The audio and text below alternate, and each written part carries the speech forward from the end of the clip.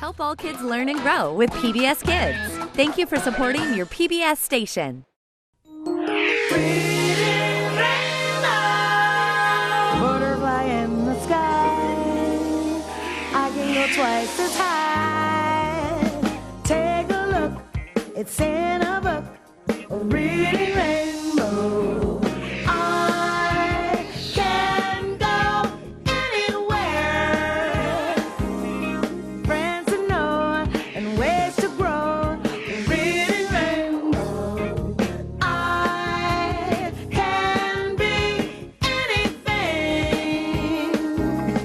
Take a look, it's in a book, a reading rainbow. Reading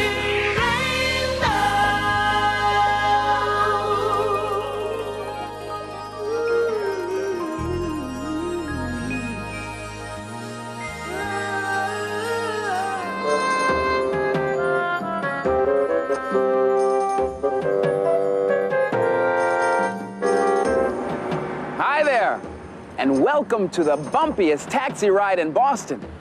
Our camel's name is 𝗥. It's an Arabic word. It means brother.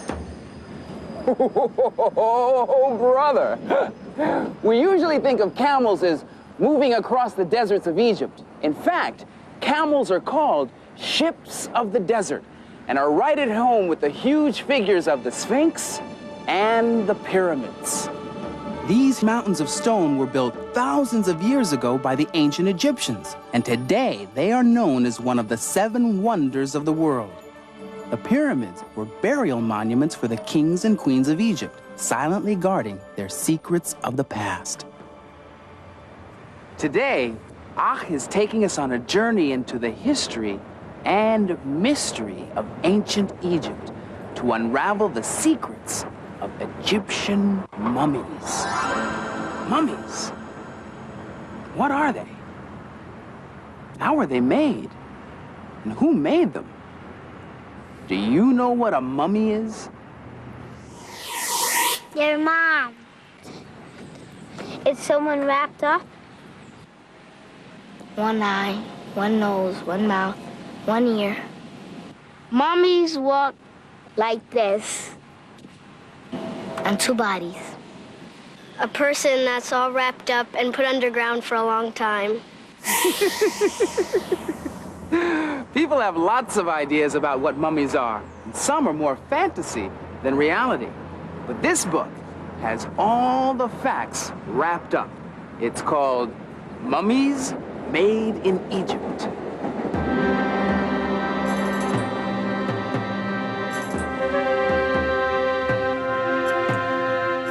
Mummies Made in Egypt. Written and illustrated by 𝗟𝗏𝗀𝗃. Read by Corinne Orr. Ancient Egypt was a long, narrow country, divided in half by the Nile River. The land beyond was desert. There the ancient Egyptians buried their dead. The ancient Egyptians had one great wish. That wish was to live forever. Egyptians believed that after they died, a new life began. They would live in their tombs as they lived on earth. In order for a person to live forever, the body had to be preserved or mummified. A mummy is a corpse that has been dried out, so it will not decay. The earliest Egyptians were mummified naturally. The corpse was buried in the ground. The hot, dry sand of Egypt dried out the body. But as time went on and burials became more elaborate, people learned how to embalm or mummify their dead. Embalmers became so expert that the mummies they made remained preserved for thousands of years. Mummification was a long, complicated, and expensive process. It took 70 days for embalmers to prepare a body. First, they took out the organs. They started with the brain. Then, the inner organs were removed. The body cavity was stuffed with bundles of a chemical called natron. Then the whole body was covered with natron, and the corpse was placed on a slanted embalming bed with a groove at the bottom. Fluids from the corpse dripped into a container. Natron dried the body out the same way the sand had. After 40 days, the natron packs were removed. The dried, shrunken body was sponged clean and brushed with oils, ointments, spices, and resin. The arms were crossed, and the mummy's fingernails and toenails were covered with caps of gold. The mummy was adorned with jewels of gold and precious stones. Then the body was carefully bound with long, narrow strips of linen. Fingers, toes, arms, and legs were wrapped individually. Every few layers were glued together with resin. After 20 layers, the mummy's body took on its normal size. The bound head was covered with a portrait mask. The mask, too, was bound. Then the whole package was wrapped in a shroud and given a last coat of resin. The mummy was finished. Meanwhile, skilled artists, sculptors, and carpenters prepared for the burial.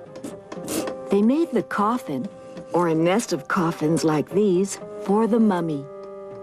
The coffins were painted inside and out with gods, goddesses, and magic spells of protection.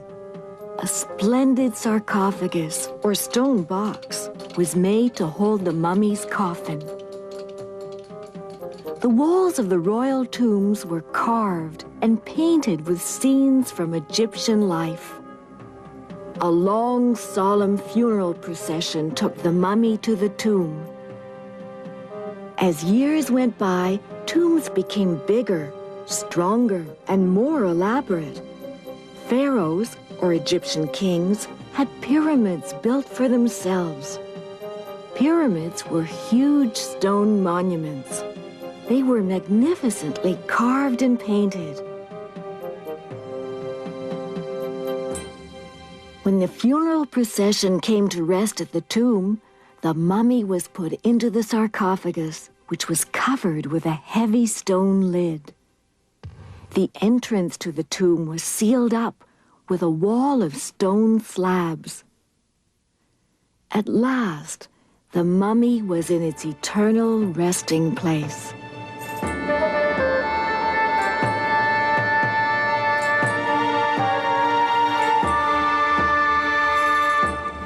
Thanks to 𝗟𝗟𝗃𝗃's book, we've unwound some of the mysteries of mummies. But where do you go to see a mummy face to face? Well, if this were ancient Egypt, 𝗥𝗲𝗀 could take us to a pyramid. But we're in 20th century Boston, and our destination, the Museum of Fine Arts Boston, which has one of the largest collections of mummies in the United States. Oops.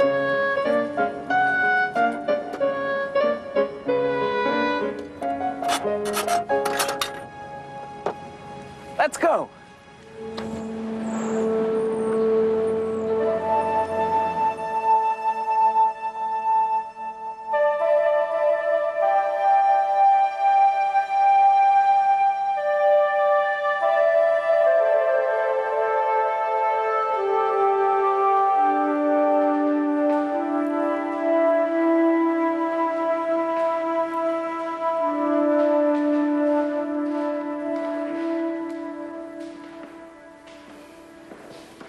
Wow, I can't believe we're actually standing next to real mummies. They're over 3,000 years old, and what makes them even more special is that we know who they were. Now this is the coffin of a mummy known as 𝗕𝗏𝗱, and it's encased in plexiglass to protect it. When 𝗕𝗏𝗱 lived in ancient Egypt, she was a singer in the temple choir. The beautiful paintings on her coffin call her the songstress of Amen.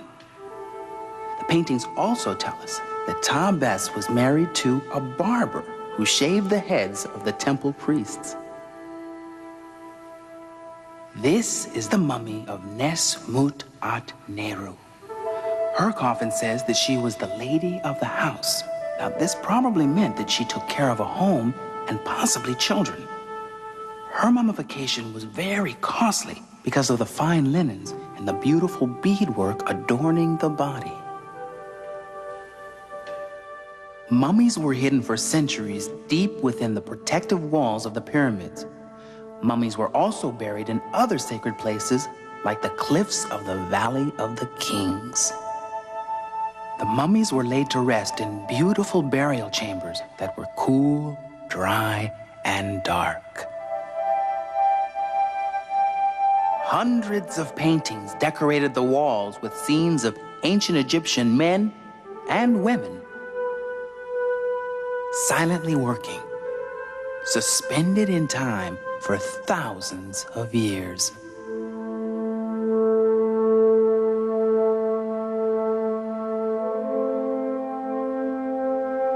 People have always wanted to look beneath the wrappings of the mummies to see what's really underneath there. But that can be a pretty risky business because mummies are extremely fragile. I guess you would be too if you were over 3,000 years old. Touching or moving mummies too much can cause them to crumble. So, how do we get a look at them? Well, let's go to Kalamazoo, Michigan, and find out.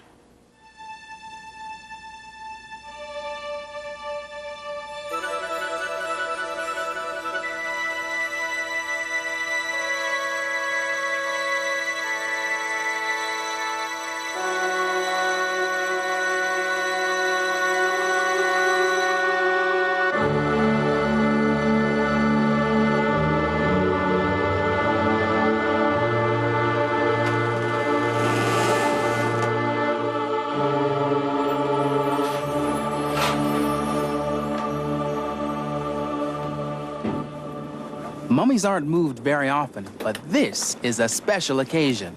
This mummy has a doctor's appointment. The mummy's head was unwrapped before it was donated to the Kalamazoo Public Museum, and now the curator wants to find out more about the mummy. Today, we'll look under the wrappings as 20th century medicine probes secrets that are over 2,500 years old.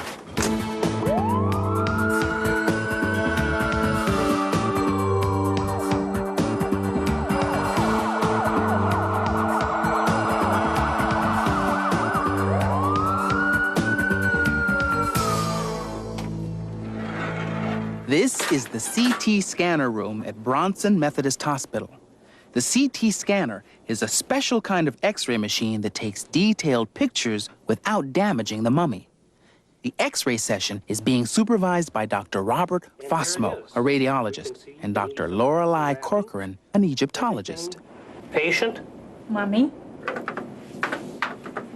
Age? About 2,500 years. Physician? Myself. All right, let's see what the CT can show us that's beneath the wrappings.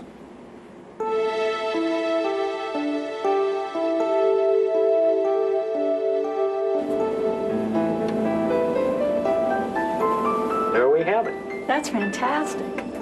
What can we see here on the screen? Well, beneath all of the wrappings, we have the mummy. Here's the head. Here are the eyes. This is the nose. Here is a mouth where you can see the teeth, the jaw, the neck, hands. The hands are crossed on the chest. We can even see the individual fingers of the hands. The CT scan shows a skeleton in good condition, but it also indicates some dental problems. These are the teeth, and they are very much worn down, flattened. Many are missing. They're really in extremely bad shape. I think it was the sand that's responsible for that. They lived on a desert, and the sand would get into their bread and all of their food. Every time they ate, the sand would wear down their teeth. This is the head. We see the eyes, they're intact. You see the sinuses. They are clear, except the central sinus region, which is white. Probably in this case, the brain was extracted through the nose. This is the pelvis, and we can tell this is a female by the shape of the pelvis. Also, I see a certain whiteness of the joint. This often follows childbirth. So she was a mother. Correct. The X-rays tell us part of the story, but we also want to know, what did this mummy look like? Using the CT scans, a forensic artist will create a model of her face. The first step in the reconstruction of the mummy is to make life-size drawings from each of the scans. Ray Evenhouse uses the CT scans to create an exact three-dimensional replica of the mummy's skull. The next step is to transfer the drawings onto styrofoam board, which gives me a layer in the skull.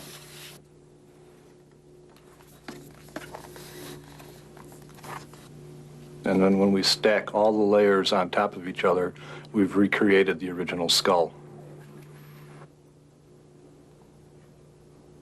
I then have to cut small pieces of blue plastic to indicate the tissue depths over the specific areas on the skull.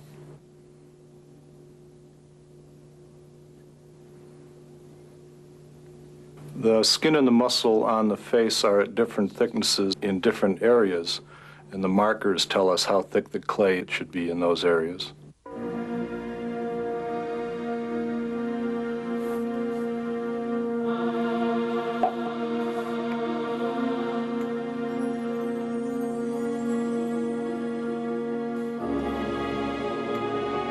The eyes really help the face come alive.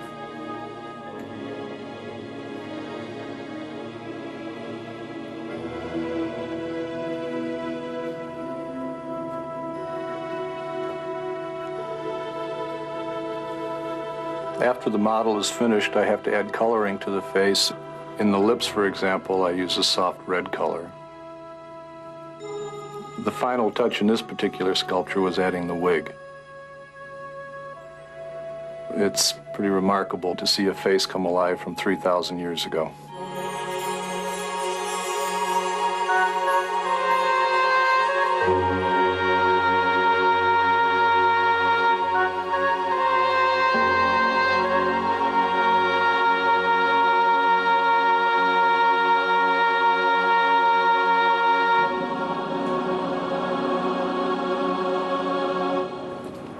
I just thought I'd check on 𝗥, put some more money in the meter.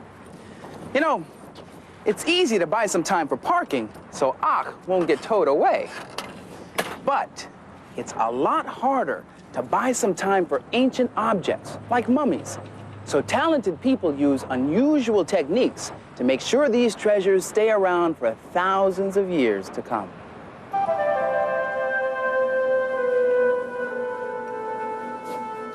Hi, I'm Mimi. Hi, LeVar. How you doing? I'm well. How are you? I'm fine. This is Mimi Levesque, and she works here at the Conservation Laboratory at the Museum of Fine Arts, Boston. Mimi, what are you doing here?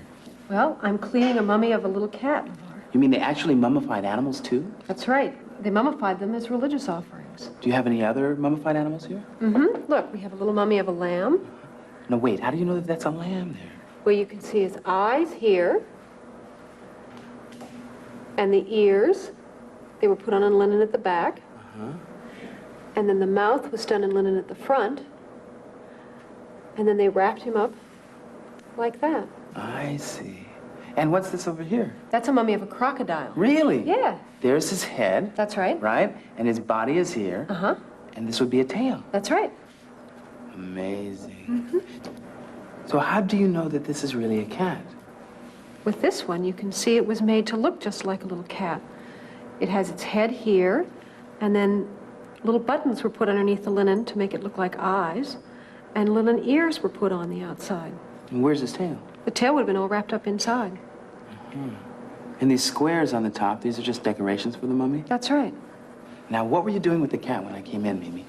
While I was cleaning the cat, I'm taking the dirt off of the surface of the linen first, and then what I'm going to do is take off these little moth casings.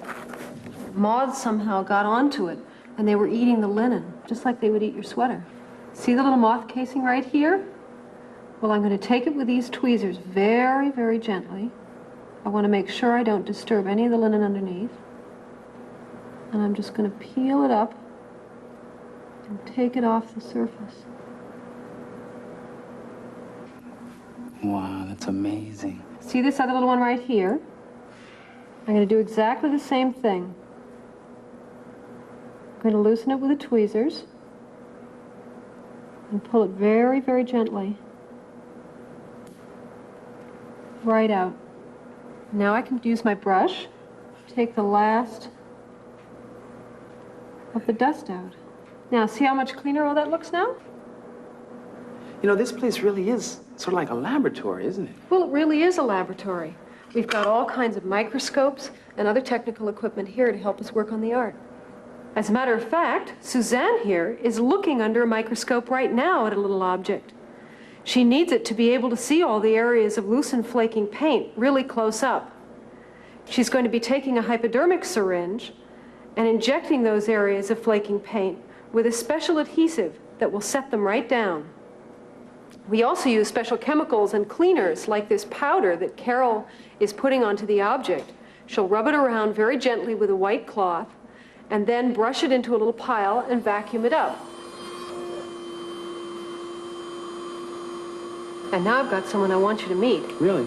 Yeah, we've been working on him a long time.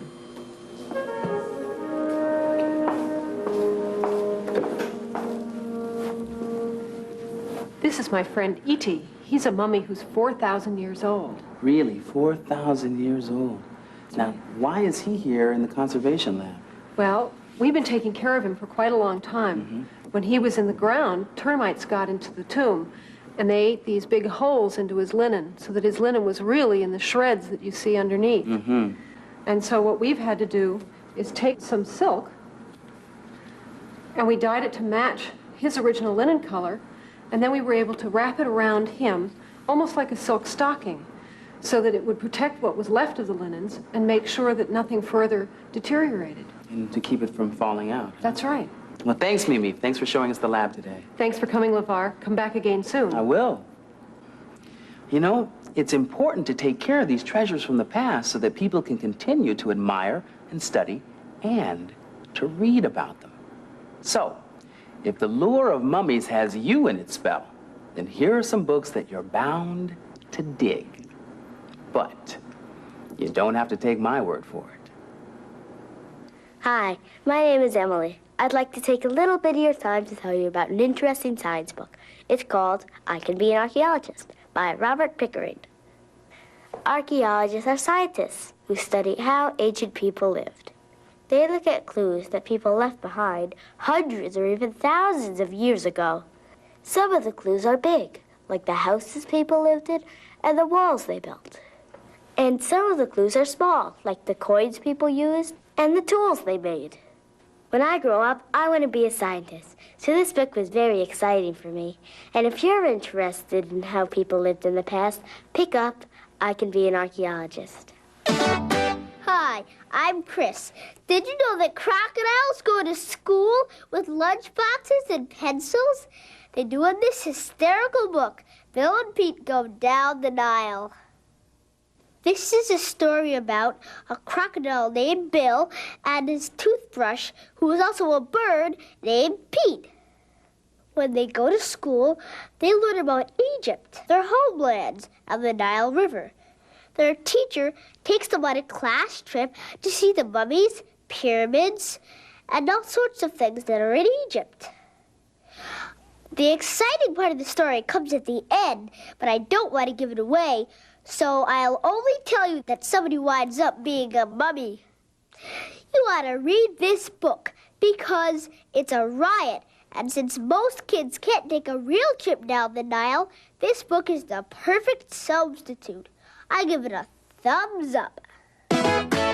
Where can you go to find ancient artifacts, new paintings, and word sculptures all under one roof? A museum, of course, or you can try reading the book I just read called Visiting the Art Museum.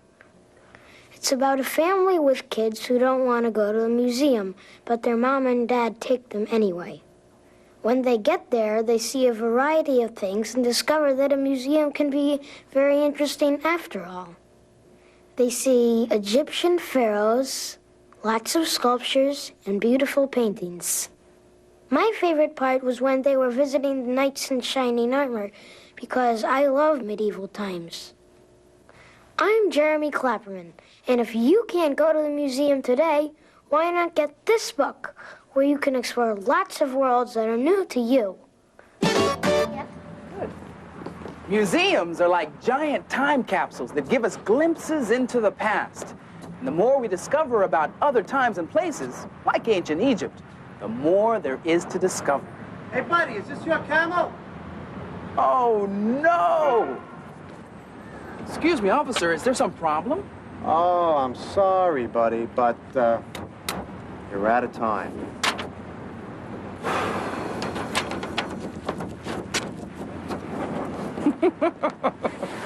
Oh, well, I guess we are. I'll see you next time. Did you let that guy give us a ticket, huh?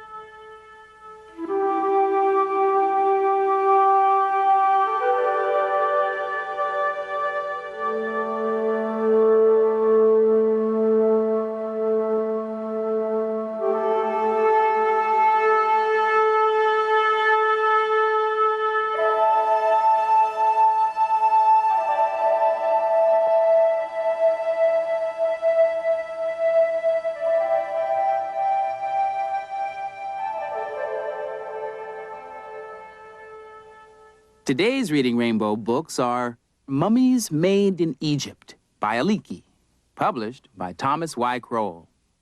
I Can Be an Archaeologist by Robert B. Pickering from the I Can Be series, published by Children's Press.